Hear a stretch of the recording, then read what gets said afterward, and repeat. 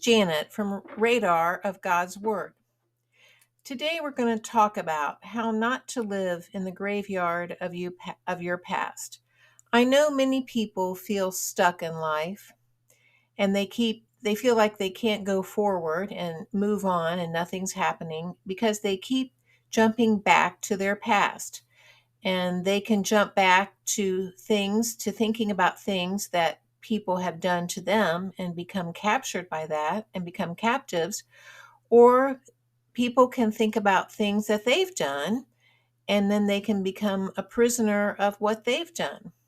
So it's almost as if, like when you're watching a DVD and you put in a DVD that's actually dirty, and it'll go along and you'll be watching it, then all of a sudden, when it hits the dirt, it starts to jump back.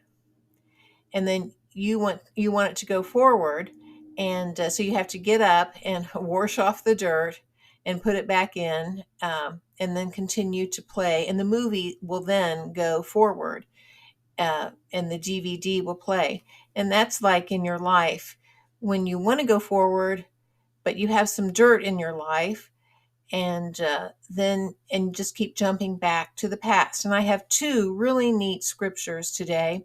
One is in the Old Testament. It's in Isaiah 65:4. And God is talking to the Israelites, his people, and he considers them to be rebellious.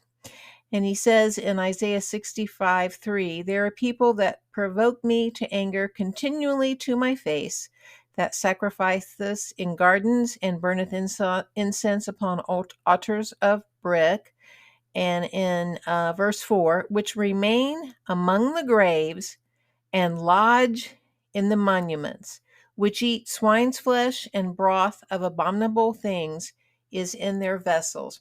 And I thought this was so neat because when God says, and his word says, people you which remain among the graves. And this was so revealing to me, because when you remain someplace, you linger and you abide and you keep staying there. And I was thinking, when you actually go like to a funeral and you bury someone, and you go to the grave, you go to the grave site, and then most everybody then gets in their cars and they leave and they go away. But God is saying this is a people that remain among the graves.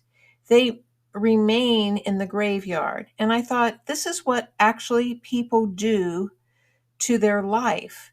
They remain thinking about and focusing on things in their past, whether it's their old man after they have had the second birth and are born again.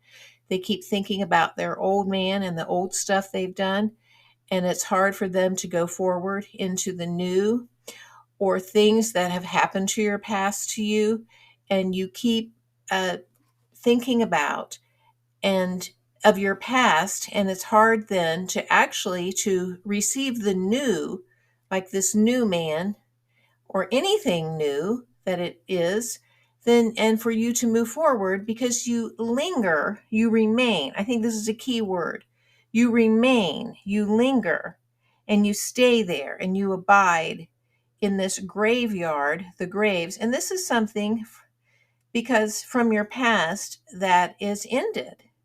It's gone. It's over. It's dead. It's buried. And it says, I think this is real neat, that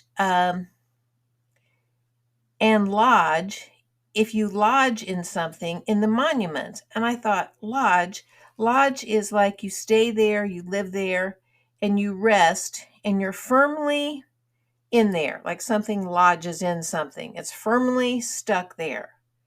And you lodge in the monuments. Now, a monument is something that's set up to help people remember. So you stay in these monuments of your past, and they're things that always help remind you to keep in your mind of about what happened in your past, and to lodge there means you get firmly stuck there of thoughts and ideas or around other people that try to bring to your mind, remind you, like it says in the monuments, as a monument, as a memorial, to help something, to help you remember, to remind you, to keep in your mind from your past. And in Philippians, we're going to go to the New Testament now. Paul says, Philippians 3:13, "Brethren, I count not myself to have apprehended, but this one thing I do, forgetting those things which are behind and reaching forth unto those things which are before." So Paul says, but this one thing. Now, this one thing means this is the most important thing I do in life. Forgetting those things which are behind. And forgetting means just to put out of one's head, think no more of, not to give another thought, to dismiss it from your mind, to lose sight of. The things which are behind. Now, they're in the back, they're in the rear, they're behind you. That would be your past, the old man.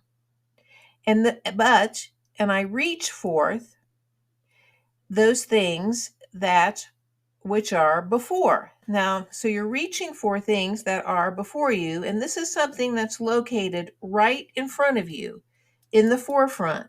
It's facing you, it's set right before you, and it's present because it's right before you.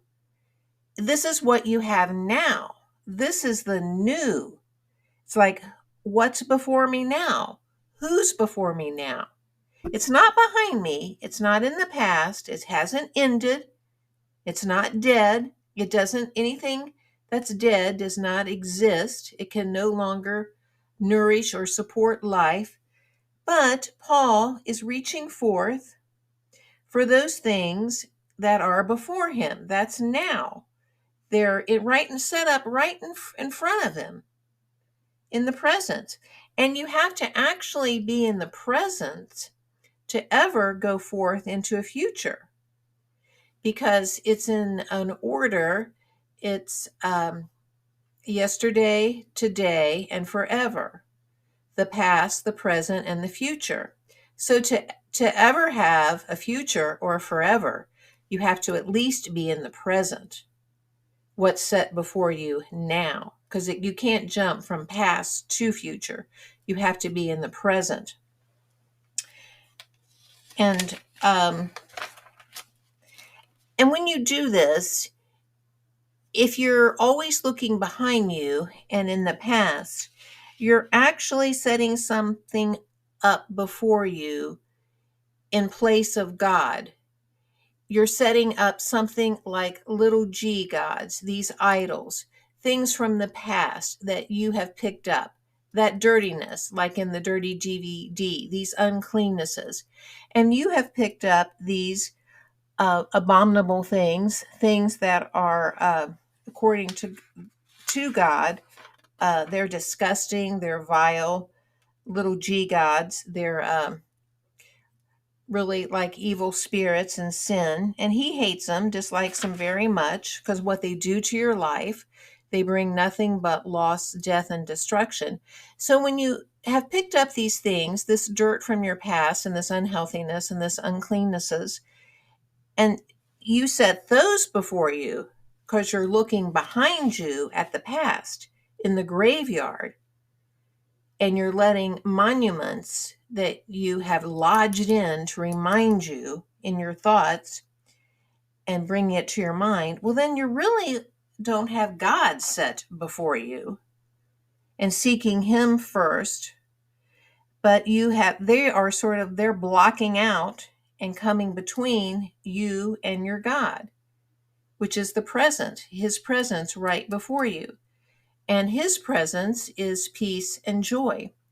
So you should be aware of no longer letting the thoughts and the old things that have happened to you in your life no longer live in the graveyard. Don't be lodged in the monuments, things that bring to mind your thoughts, remind you of what happened in the past. but set up not those idols, those false idols, which is idolatry, but set up God and don't let them come between you and your God. Thank you. And until next time on Radar of God's Word, where we look for more ways, 4 days of heaven on earth.